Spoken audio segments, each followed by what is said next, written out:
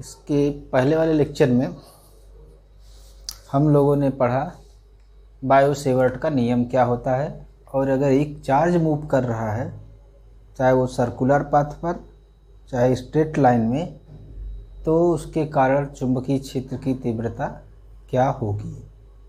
और अब पढ़ेंगे बायो सेवर्ट के नियम के अनुप्रयोग से ही वृत्ताकार कुंडली के केंद्र पर चुंबकीय क्षेत्र की तीव्रता। वृत्ताकार कुंडली का मतलब एक कॉइल है जो सर्कुलर है, ये इस तरह से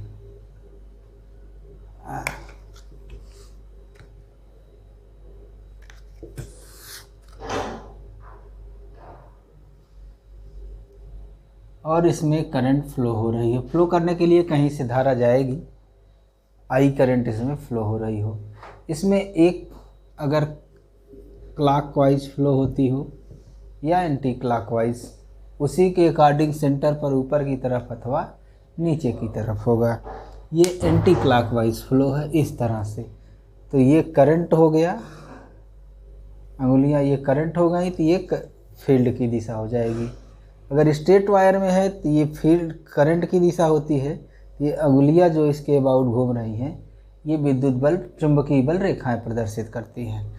ये मान लीजिए हमने एंटी क्लॉकवाइज करंट लिया तो एक वायर होगा, यानी एक कॉइल होगी, इसके कारण कुछ मैग्नेटिक फील्ड वो अंदर की तरफ। दूसरा वायर होगा, दूसरे में भी इसी तरह होगा 2 गुनी, तीसरा होगा 3 गुनी, चौथा होगा 4 गुनी। तो एक वायर के कारण अगर हम निकाल लेते हैं तो जितने होंगे उतने के गुना इसमें मैग्नेटिक फील्ड अंदर की तरफ मिलेगी। तो एक मान लेते हैं कुंडली में कैपिटल N फेरे हैं, बहने वाली धारा I है, विद्युत धारा I है। सभी फेरों में I धारा प्रवाहित करेगी। त्रिज्या, कुंडली की त्रिज्या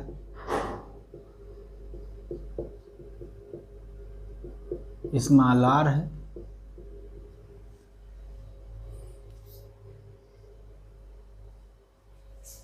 कहने का मतलब ये डिस्टेंस स्मॉल r है, सेंटर से त्रिज्या स्मॉल r है। तो एक फेरे के कारण, किसी एक फेरे के कारण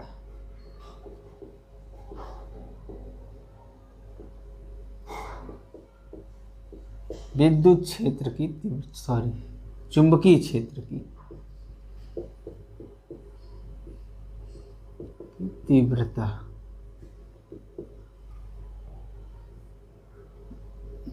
की बायो सेवर्ट के नियम से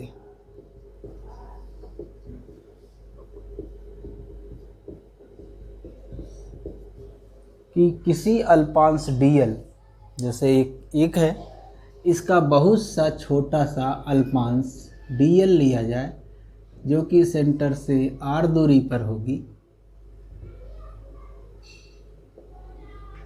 और इस dl का कोण जो होगा वो 90 डिग्री होगा। ये नियम से वृत्ताकार कुंडली के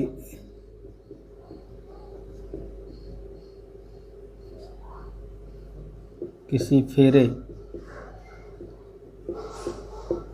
कोई एक फेरा है, किसी एक फेरे का लेते हैं, इसी तरह दूसरे फेरे का, तीसरे फेरे का अथवा छठवें फेरे का निकाल सकते हैं। सभी फेरे एक साथ लेंगे तो कुल करंट लेना पड़ेगा। हम किसी एक फेरे को लिए हैं, फेरे के अल्पांश dl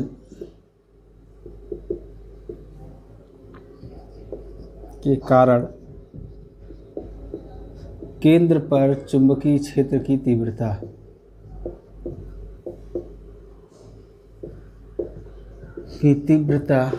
dB μ0/4 पाई IDL साइन थीटा, थीटा यहाँ 90 डिग्री है, r²।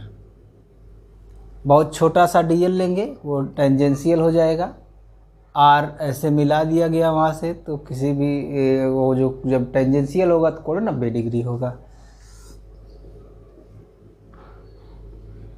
4 pi I D L बटे आर स्क्वायर, ये क्या कहते हैं, इस डी एल के कारण हुआ। पूरे इस सर्किल के कारण निकालना है, तो जितने इस तरह के डी एल होंगे सबको क्या करना होगा, जोड़ना होगा। कुंडली पूरे फेरे के कारण चुंबकीय क्षेत्र बी इंटीग्रल डी बी पूरे सर्किल पर। सी ये सर्किल है जिसकी रेडियस आर है, यही डी बी है, पूरा यहाँ ले जाके लिख दीजिए। Integral mu 0/4 pi I D L बटे आर स्क्वायर। तो जो चीज़ें कांस्टेंट है उसको बाहर कर दीजिए। म्यू 0/4 पाई आई करंट है, ये रेडियस है, इंटीग्रल डी एल। पूरे सर्किल पर डी एल को क्या करिए, जोड़िए। एक एक डी एल जोड़ेंगे तो पूरे की परिधि आ जाएगी। यानी ये हो गया म्यू 0/4 पाई आई बटे R square into 2 pi R. जब इंटू 2 पाई आर करेंगे तो कुछ कैंसिल होगा। म्यू 0/2 2 आई बटे आर, एक कैंसिल हो जाएगा। ये हो गई मैग्नेटिक फील्ड की इंटेंसिटी इसके सेंटर पर अगर n फेरे हों तो इसी का n गुना कर दीजिए। यदि n फेरे हों, लिया भी गया है, माना गया है, यदि लिखने की ज़रूरत नहीं है, तो b बराबर म्यू 0/2 कैपिटल N आई बटे आर। ये फार्मूला हो गया। क्वेश्चन हम हल करेंगे तो हमें म्यू 0/4 पाई का मान 2 गुणे 10 की घाते -7 रखना होगा। इसलिए 4 पाई से 2 पाई से ऊपर नीचे गुणा करके फार्मूला याद करें तो ज़्यादा सही रहेगा। म्यू 0/4 पाई एन आई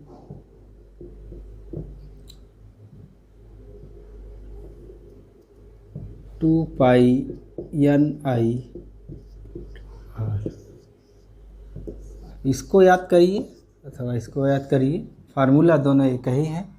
इसको भी याद करेंगे तो म्यू 0 का मान रखना ही पड़ेगा, 10 की घाते -7 इंटू 4 पाई। इसको याद करेंगे तो 10 की घाते -7 इसकी वैल्यू हो जाएगी इंटू 2 पाई। तो मिला जुला के चाहे फार्मूला आए इसको लिखिए चाहे इसको लिखिए। तो ये वृत्ताकार कुंडली के केंद्र पर चुंबकीय क्षेत्र की मान है। दिशा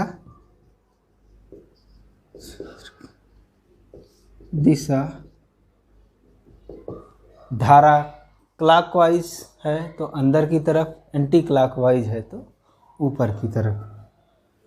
नीचे केंद्र पर, ऊपर केंद्र पर, नीचे की तरफ,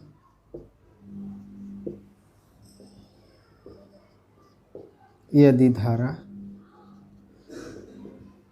दक्षिणावर्त है।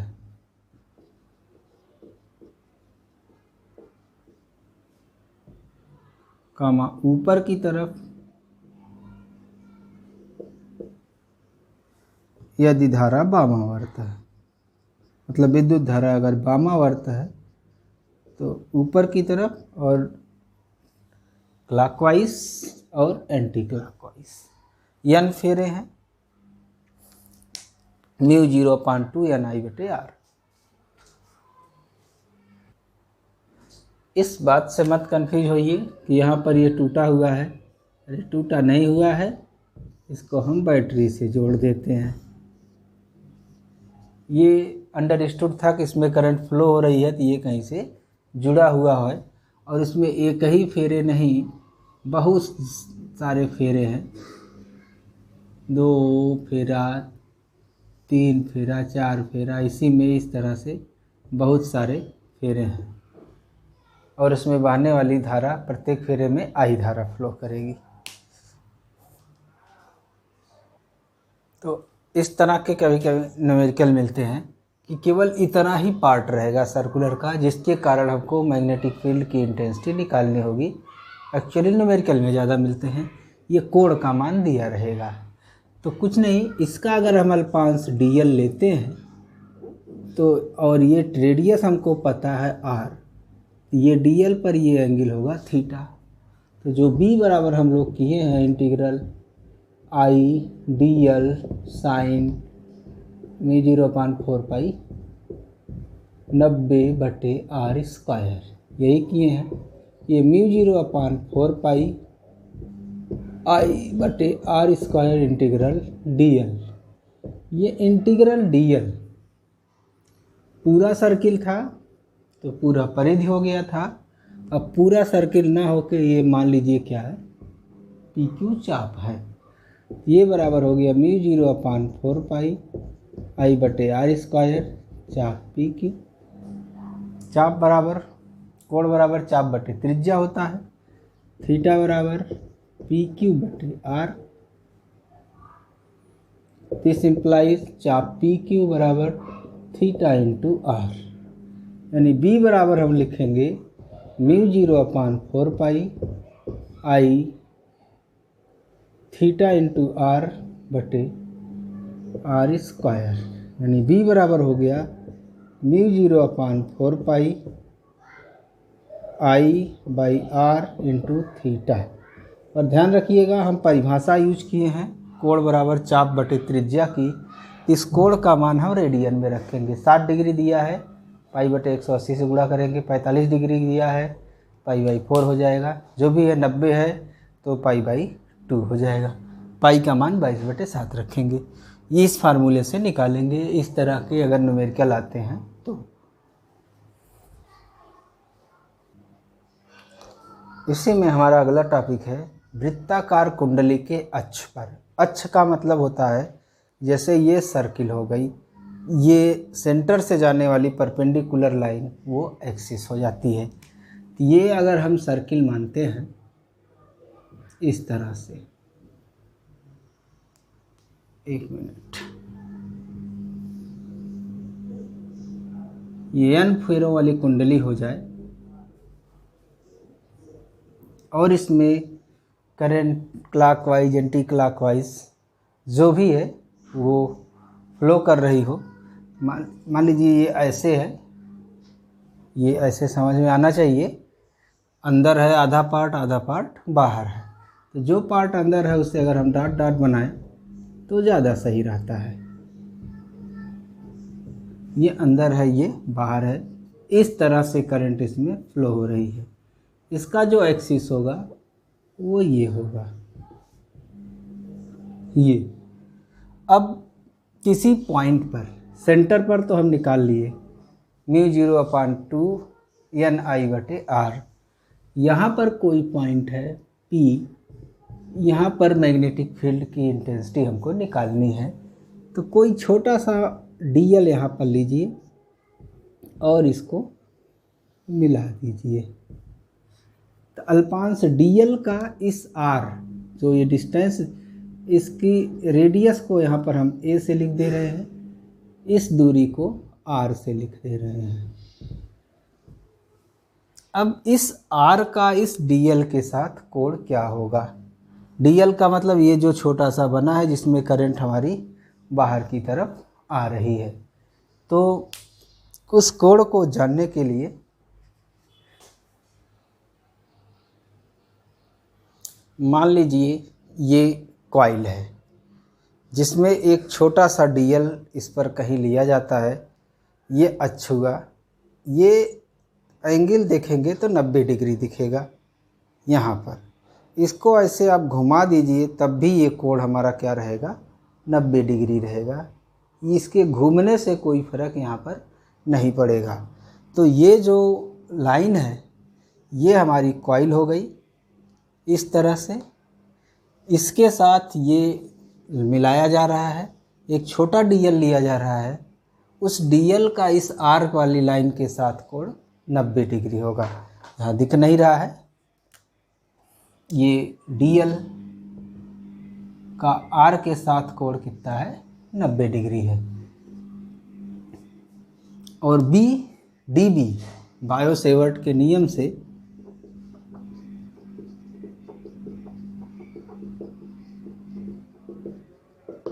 इस डीएल के कारण, डीएल अल्पांश के कारण पी पर चुंबकीय क्षेत्र डीबी μ0 बटे 4 पाई आई डीएल साइन 90 थीटा हमने बता दिया, यह इसके साथ 90 डिग्री पर होगा। इसमें दिख नहीं रहा है, 3 डायमेंशनल है क्योंकि ये ऐसे है, जो कॉइल है वो ऐसे है। ये एंगल जो नापा जा रहा है इसके टेंजेंशियल डायरेक्शन और इसके बीच का है 90 डिग्री बटे आर स्क्वायर। इसकी पोजीशन मान लीजिए यहाँ से कितनी दूरी पर है, x दूरी पर है, तो हमारा जो आर स्क्वायर है वो ए स्क्वायर प्लस एक्स स्क्वायर है, सीधे सीधे दिख रहा है। अब डीएल आई डीएल साइन थीटा बटे आर स्क्वायर। डायरेक्शन, जो डायरेक्शन निकालने का फार्मूला है हमने इस 7 से नियम से बताया था, ये करंट की दिशा हो, ये वो दिशा हो जहाँ पर हम फील्ड निकालते हैं, तो फील्ड इसके लंबवत बाहर की तरफ होती है। करंट अंगूठे की दिशा में बाहर आ रही है क्योंकि ऐसे दिखाया गया है। ये वो जगह है जहाँ पर हम फील्ड निकालेंगे, तो यहाँ पर बाहर इस तरफ, यानी जो बी है वो किधर हो गया, इसके साथ 90 डिग्री पर इस तरफ है। ये वैल्यू हमारी क्या है, डीबी है, चित्र में दिखा दिया गया। अब जैसे इसके कारण डीबी है तो इसके 2 घटक, एक एंगल ये मान लीजिए अल्फा, तो अगर इस कोण को हमने अल्फा मान लिया, पूरा 180 होता है, इतना 90 है, तो ये कितना होगा 90 माइनस अल्फ़ा। 180 में से 90 घटाएंगे 90 मिलेगा, उसमें से अल्फ़ा घटाएंगे तब ये कोण मिलेगा 190 माइनस अल्फ़ा। अगर ये कोण होगा तो ये कोण क्या हो जाएगा, अल्फ़ा हो जाएगा। अगर ये अल्फ़ा लिया गया तो डीबी के 2 घटक बनाइए, एक इस दिशा में और एक जो है इस दिशा में, डीबी कास अल्फ़ा, और इस दिशा में आएगा डीबी साइन अल्फ़ा। सेम इसी तरह जैसे इसके कारण इधर मिला है, इसके अपोजिट जो डायमीट्रिक पॉइंट होगा इसके कारण भी अगर हम निकालेंगे, डीबी इस दिशा में, साइन अल्फ़ा इधर मिलेगा और डीबी कास अल्फ़ा इस तरफ मिलेगा। तो देखेंगे हर डायमीटर पर जो 2 अल्पांश होंगे उनके लिए डीबी साइन अल्फ़ा एक दूसरे के अपोजिट होगा, वो कैंसिल आउट हो जाएगा। जो फाइनली हमको डीबी मिलेगा वो डीबी कास अल्फ़ा के बराबर मिलेगा, जो कि किस डायरेक्शन में होगी, इस एक्सिस की डायरेक्शन में ऊपर की तरफ होगी। तो डीबी के 2 घटक, एक डीबी कास अल्फ़ा अक्ष के अनुदिश है, जैसा चित्र में दिख रहा है, और डीबी साइन अल्फ़ा अक्ष के लंबवत है।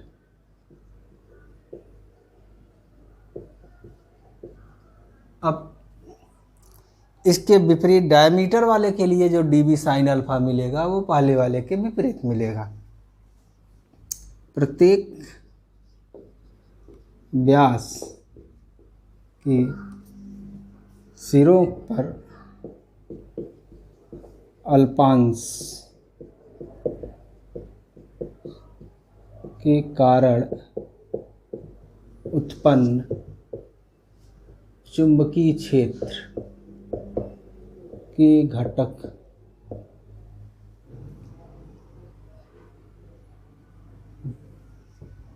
के घटकों में अक्ष के लंबवत घटक, एक अक्ष की दिशा में है और दूसरा जो है अक्ष के लंबवत घटक, अक्ष के लंबवत घटक dB साइन थीटा एक दूसरे को कैंसिल कर देते हैं या निरस्त कर देते हैं, या एक दूसरे के विपरीत होने के कारण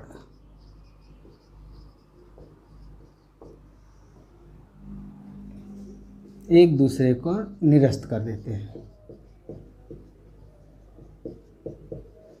निरस्त कर देते हैं या करते हैं। अब अगर ये एक दूसरे को निरस्त करते हैं तो जो किसी पॉइंट पर जो फील्ड होगी वो किस दिशा में होगी, अक्ष के अनुदिश ऊपर की तरफ।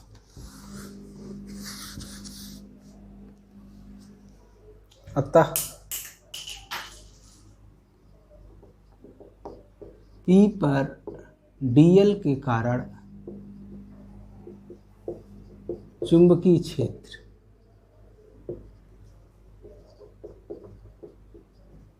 मान लो dB डैश लिखते हैं, ये बराबर हो गया dB cos अल्फा, लिख लीजिए, थीटा हमने लिख दिया यहाँ पर, अल्फा अक्ष के अनुदिश ऊपर की तरफ। यहाँ पर अभी है तो ऊपर की तरफ, इसी अक्ष पर किसी पॉइंट पर नीचे आएंगे तो वो इस दिशा में हो जाएगा, वो भी ऊपर की ही तरफ, जो भी डायरेक्शन है एक्स वाई जो भी रहेगी, dB cos अल्फा। इसलिए B बराबर इंटीग्रल dB डैश बराबर integral dB cos alpha. dB की वैल्यू पता है, वो लिख दीजिए, यानी B बराबर हो गया, dB का मतलब है μ0/4 पाई I dl, साइन 90 हो गया था, बटे r, ये दूरी है ही, फिक्स ही रहेगी, r² cos अल्फा। जो चीज़ें कांस्टेंट है बाहर कर दीजिए, 4 पाई I बटे r² alpha cos alpha, alpha ये फिक्स रहेगा, ऐसा नहीं है कि अल्फ़ा बदल जाएगा, कास अल्फ़ा इंटीग्रल dl यहाँ का है, इंटीग्रेट कर दीजिए, 2 पाई a मिलेगा, यहाँ त्रिज्या a लिया गया है, μ0/4 पाई I बटे r², कास अल्फ़ा निकाल दीजिए, आधार बटे कर्ण a बटे r into dl, integral dl 2 pi a, values सबकी रख दीजिए, μ0/4 पाई I a बटे r³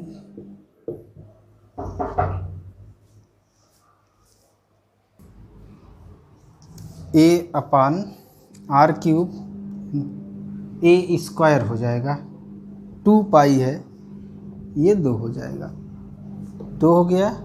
r का मान r बराबर इतना है तो a² प्लस x² पावर 1/2 है, करड़ी में है, यानी b बराबर हो गया μ0/2 I a² बटे r की जगह है a² प्लस x² पावर 3/2।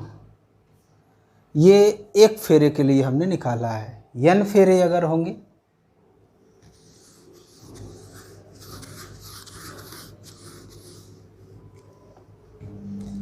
फेरों की संख्या n होने पर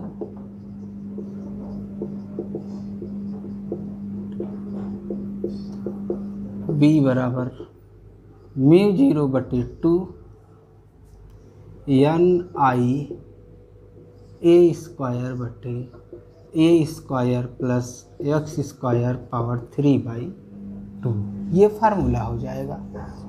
x बराबर 0 होगा जब हम इसके सेंटर पर आ जाएंगे। x बराबर 0 रखेंगे, ए स्क्वायर पावर 3/2 यानी a क्यूब हो जाएगा, ए स्क्वायर बटे क्यूब यानी a हो जाएगा, यानी बटे त्रिज्या हो जाएगी। μ0/2 Ni/r, ये फार्मूला निकाला गया था।